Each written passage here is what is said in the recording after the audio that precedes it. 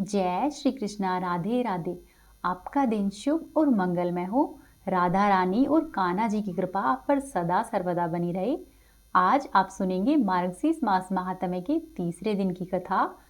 उससे पहले आप सुनिए भगवान श्री हरि के भक्त की एक अद्भुत कथा। एक बार की बात है, एक संत जंगल में कुटिया बनाकर रहते थे और भगवान श्री हरि का भजन किया करते थे।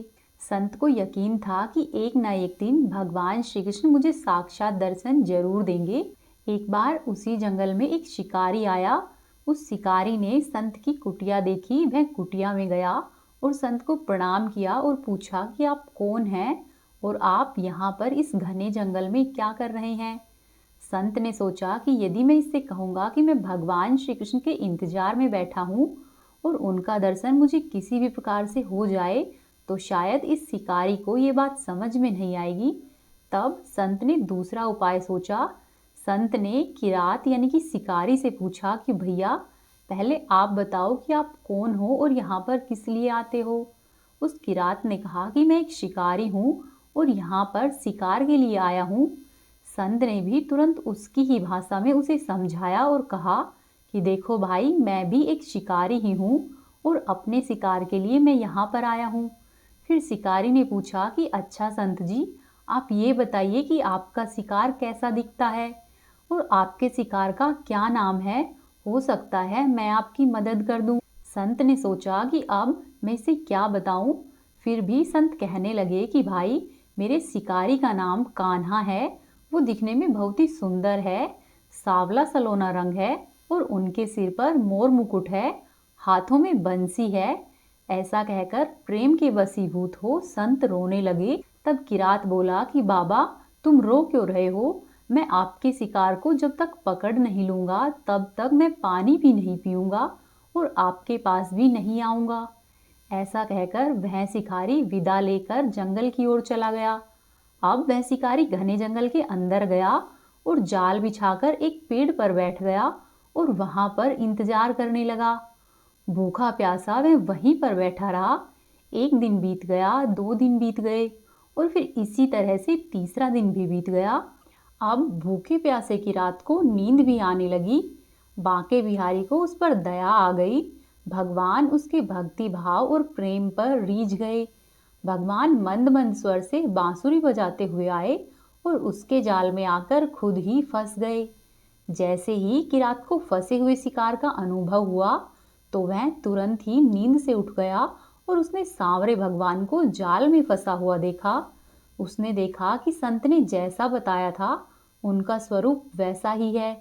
माथे पर मोर मुकुट है, सांवला सलोना रंग है, हाथों में बंसी है। अब वह जोर जोर से चिल्लाने लगा कि मिल गया, मिल गया। इस तरह से चिल्लाकर उस शिकारी ने शिकार को जाल समेत कंधे पर बिठा लिया और वह शिकारी कहता हुआ जा रहा था कि आज तो तुम मुझे 3 दिन बाद मिले हो। 3 दिन से मैं भूखा प्यासा रहा हूँ, अब मैं तुम्हें छोड़ने वाला नहीं हूँ। इस प्रकार से शिकारी कान्हा जी से बातें करता हुआ जा रहा था। शिकारी धीरे धीरे कुटिया की ओर बढ़ रहा था। जैसे ही संत की कुटिया आई तो शिकारी ने आवाज लगाई, बाबा, बाबा, द्वार खोलो। संत ने तुरंत ही दरवाजा खोला और उस संत ने किरात के कंधे पर भगवान श्री कृष्ण को जाल में फंसे हुए देखा। भगवान श्री कृष्ण जाल में फंसे हुए मंद मंद मुस्कुरा रहे हैं।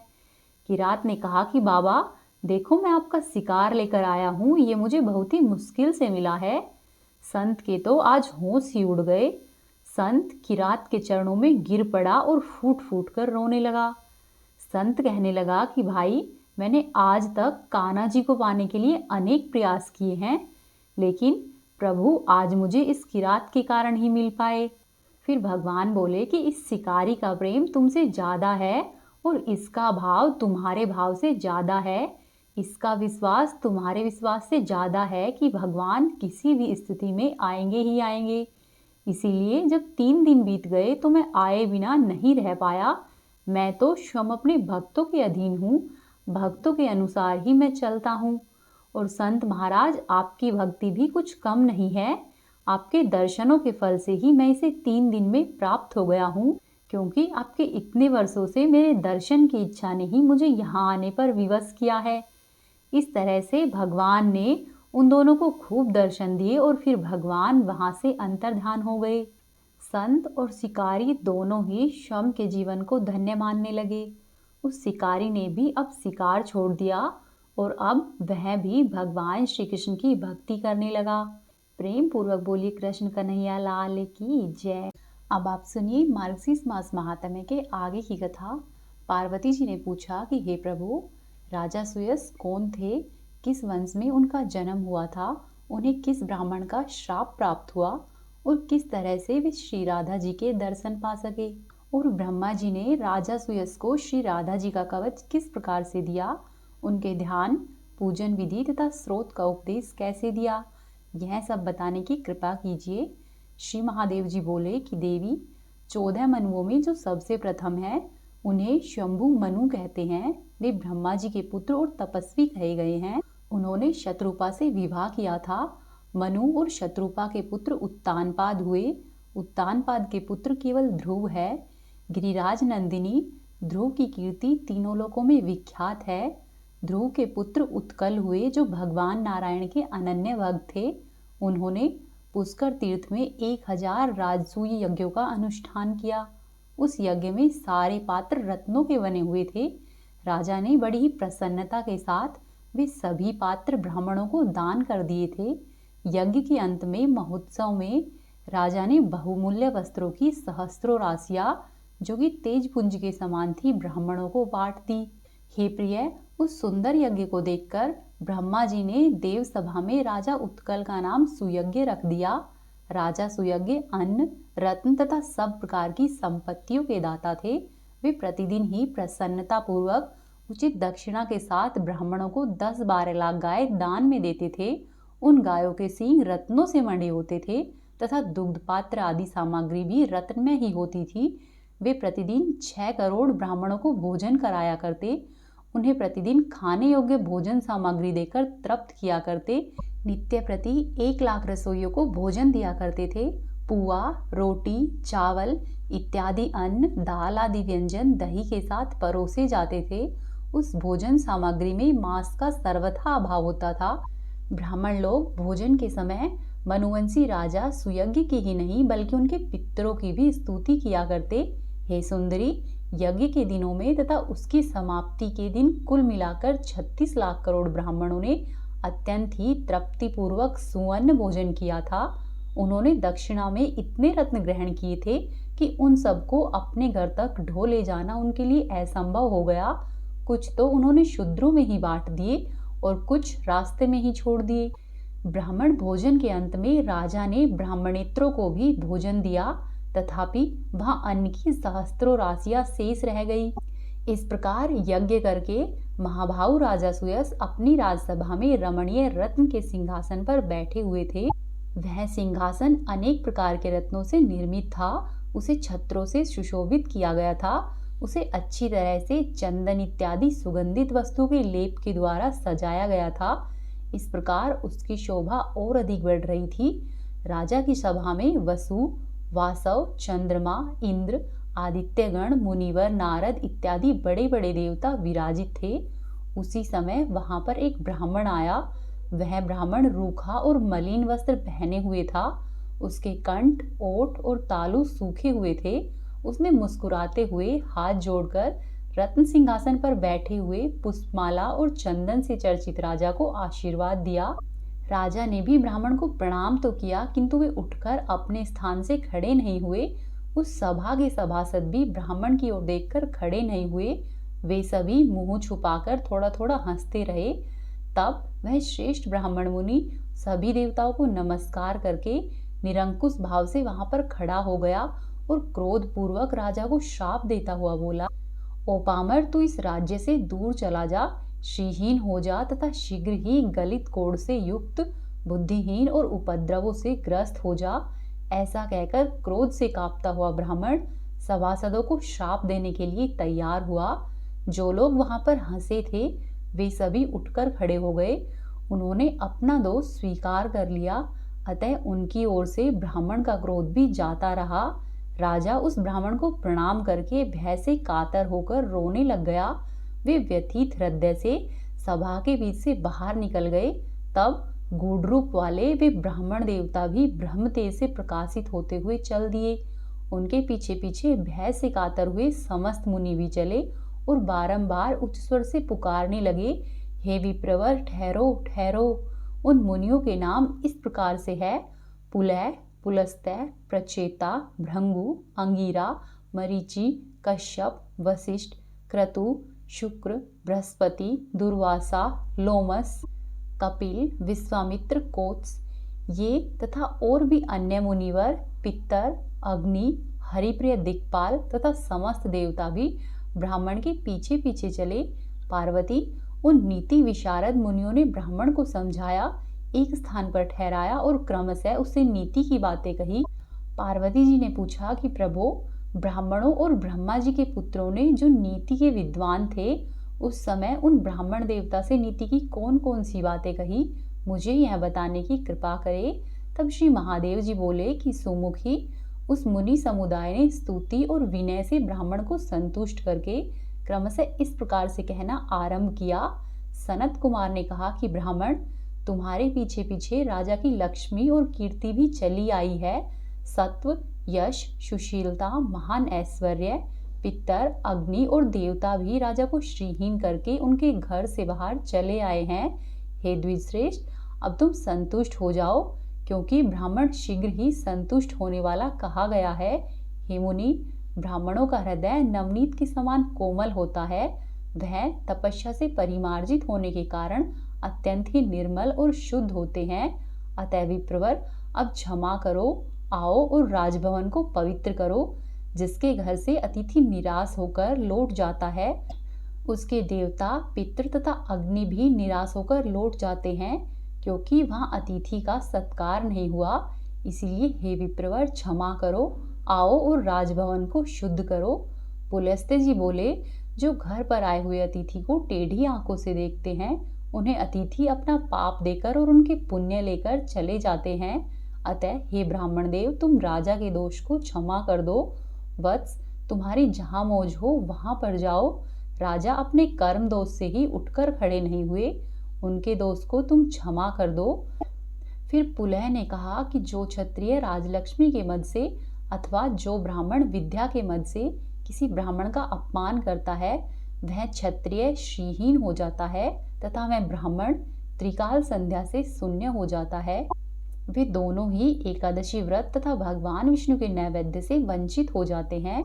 क्रतु बोले, ब्राह्मण, क्षत्रिय, वैश्य अथवा शूद्र कोई भी क्यों न हो, जो ब्राह्मण का अपमान करता है, वह दीक्षा के पुण्य और अधिकार से भ्रष्ट हो जाता है। इतना ही नहीं, उसका धन नष्ट हो जाता है तथा वह पुत्र और पत्नी से भी हीन हो जाता है। यह एक अटल सत्य है। अतः भगवान, क्षमा करो, आओ और राजा के घर को पवित्र करो। अंगिरा ने कहा, जो ज्ञानवान ब्राह्मण होकर किसी ब्राह्मण का अपमान करता है, वह भारतवर्ष में 7 जन्मों तक सवारी ढोने वाला बैल होता है। मरीचि बोले, जो पुण्य क्षेत्र भारतवर्ष में देवता, ब्राह्मण तथा गुरु का अपमान करता है, वह भगवान विष्णु की भक्ति से वंचित हो जाता है। कश्यप ने कहा, जो वैष्णव ब्राह्मण को देखकर उसका अपमान करता है, वह विष्णु मंत्र की दीक्षा से वंचित होकर विष्णु पूजा से भी विरक्त हो जाता है। प्रचेता बोले, जो अतिथि ब्राह्मण को आया हुआ देखकर उसके अभ्युत्थान के लिए उठता नहीं है और वह उठकर उसे प्रणाम नहीं करता, वह भारत भूमि में माता पिता की भक्ति से रहित होता है। उस मूढ़ को 7 जन्मों तक हाथी की योनि में जन्म लेना पड़ता है। अतः हे द्विजश्रेष्ठ, शीघ्र ही चलो और राजा को आशीर्वाद दो। दुर्वासा ने कहा, जो गुरु ब्राह्मण अथवा देवता की प्रतिमा को देखकर शीघ्र ही उसके सामने मस्तक नहीं झुकाते, वह पृथ्वी पर सुअर होते हैं। अतः ब्राह्मण, हमारे सब अपराधों को क्षमा करो और चलकर अतिथि सत्कार ग्रहण करो। राजा ने पूछा, आप सब लोग मुनि श्रेष्ठ हैं, आपने किसी न किसी बहाने से धर्म का उपदेश दिया है, अतः सब कुछ स्पष्ट बताकर मुझ मूर्ख को समझाइए।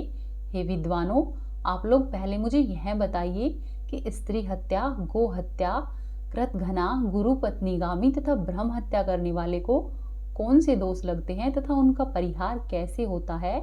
तब वशिष्ठ जी बोले कि हे राजन, यदि स्वेच्छापूर्वक गाय का वध किया गया हो तो उसके प्रायश्चित के लिए मनुष्य 1 वर्ष तक तीर्थों में भ्रमण करता रहे, वह प्रतिदिन जौ की रोटी अथवा जौ की लपसी खाए और हाथों से ही जल पिए। वर्ष पूरा होने पर ब्राह्मणों को दक्षिणा के सहित 100 अच्छी और दुधारू गायों का दान करे। प्रायश्चित से पाप क्षीण हो जाने पर भी मनुष्य संपूर्ण रूप से पापों से मुक्त नहीं होता। जो पाप शेष रह जाते हैं वह उसी के फल से दुखी एवं चांडाल होता है। यदि अतिदेशिक हत्या हुई हो अर्थात साक्षात गोवध आदि न होकर उसके समान कोई और अपराध हुआ हो जिससे कि पाप कर्म बन गया हो, तो उसमें साक्षात की हुई हत्या से आधा फल भोगना पड़ता है। अनुकूल रूप प्रायश्चित से उस हत्या का पाप यद्यपि क्षीण हो जाता है, फिर भी उससे पूर्णतः छुटकारा नहीं मिलता है। शुक्र ने कहा, स्त्री की हत्या करने पर निश्चय ही गो हत्या से दोगुना पाप लगता है। स्त्री हत्यारा हजारों वर्ष तक कालसूत्र नामक नरक में निवास करता है। उसके बाद वह महापापी मानव 7 जन्मों तक सुअर और 7 जन्मों तक सर्प होता है। उसके बाद उसकी शुद्धि होती है। बृहस्पति बोले कि स्त्री हत्या से दोगुना पाप लगता है ब्रह्म हत्या में। ब्रह्म हत्यारा 1 लाख वर्षों तक निश्चय ही महाभयंकर कुंभीपाक नरक में निवास करता है। उसके बाद उस महापापी को 100 वर्षों तक विष्ठा का कीड़ा होना पड़ता है। इसके बाद 7 जन्मों तक सांप होकर वह उस पाप को शुद्ध करता है। फिर गौतम ने कहा कि हे राजेंद्र, कृतघ्न को ब्रह्म हत्या से भी चौगुना पाप लगता है। वेद में अवश्य ही कृतघ्नों की शुद्धि के लिए कोई प्रायश्चित नहीं कहा गया है। तब राजा ने पूछा कि हे वेद वेताओं में श्रेष्ठ महर्षि, आप मुझे कृतघ्नों के लक्षण बताइए। कृतघ्नों के कितने भेद हैं, उनमें किस दोष की प्राप्ति होती है? ऋषि श्रंग ने उत्तर दिया, सामवेद में 16 प्रकार के कृतघ्नों का निरूपण किया गया है। वे सब के सब प्रत्येक दोष से प्रत्येक फल के भागी होते हैं। सत्कर्म, सत्य, पुण्य, द्विज पूजन, काम कृत्य, नित्य कृत्य, विश्वास, इनमें स्थित हुए मनुष्य का जो भी वध करता है वह पापिष्ट कृतघ्न कहा गया है। हे राजा, वे पापी कृतघ्न जिन जिन नरकों में जाते हैं वे नरक निश्चय ही यमलोक में विद्यमान हैं। फिर राजा सुयज्ञ ने पूछा कि हे प्रभु, किस प्रकार के कृतघ्न कौन सा कर्म करके किन किन भयंकर नरकों में जाते हैं, इन सबको मैं एक एक विस्तार पूर्वक सुनना चाहता हूँ। आप मुझे बताने की कृपा करें। तब कात्यायन ने कहा कि हे राजा, जो शपथ खाकर भी अपने सत्य को मिटा देता है अर्थात जो वचन देकर वचन तोड़ता है उसका पालन नहीं करता, वह कृतघ्न अवश्य ही 4 युगों तक कालसूत्र नरक में निवास करता है। फिर 7 जन्मों तक कौवा और उल्लू होकर पुनः 7 जन्मों तक महारोगी शुद्ध होता है। इसके बाद उसकी शुद्धि होती है। तत्पश्चात सर्वश्री, सनंदन, सनातन, परशर, जतकारु, भारद्वाज और विभांडक ने विभिन्न कृतघ्नों के भेद तथा उनसे प्राप्त होने वाली दुर्गति का वर्णन किया। तदंतर श्री मार्कंडेय जी बोले, मार्कंडेय जी ने कहा कि हे राजन, शूद्र जातीय स्त्री के साथ समागम करने पर ब्राह्मण को जो दोष प्राप्त होता है उसका वर्णन वेदों में किया गया है। उसे बताता हूँ, सावधानी पूर्वक सुनो। जो ब्राह्मण शूद्र जातीय स्त्री के साथ संबंध स्थापित करता है वह कृतघ्नों में प्रधान है। उसे 14 इंद्रों के स्थिति काल तक नरक में निवास करना पड़ता है। वह ब्राह्मण कीड़ों के काटने से व्याकुल रहता है। यमराज के दूत उससे प्रतिदिन ही तपाई हुई लोहे की प्रतिमा का आलिंगन करवाते हैं। तदंतर निश्चय ही वह व्याभिचारिणी स्त्री की योनि का कीड़ा होता है। इस अवस्था में 1000 वर्ष तक रहने के बाद वह शूद्र होता है। उसके बाद उसकी शुद्धि होती है। तब राजा सुयस बोले कि हे मुनि, अन्य कृतघ्नों के भी कर्मों का फल बताइए। यह ब्राह्मण का श्राप मेरे लिए श्लाघ्य है, क्योंकि इसके कारण मुझे सत्संग का लाभ हुआ। भला विपत्ति में पड़े बिना किस मनुष्य को संपत्ति प्राप्त होती है? मेरा जीवन धन्य है और मैं धन्य हूँ, मैं कृतकृत्य हूँ। मेरा जीवन सफल हो गया, क्योंकि आज मेरे घर पर मुक्त मुनिगण और देवतागण पधारे हैं और इन ब्राह्मण देव के श्राप के कारण आज मुझे इतना सब ज्ञान मिल पाया है। आज का अध्याय यहीं पर समाप्त होता है। आगे की कथा सुनने के लिए आप हमारे चैनल को सब्सक्राइब कर ले, वीडियो को लाइक करें और वीडियो को अपने दोस्तों के साथ, रिश्तेदारों के साथ जरूर शेयर करें। हरे कृष्णा।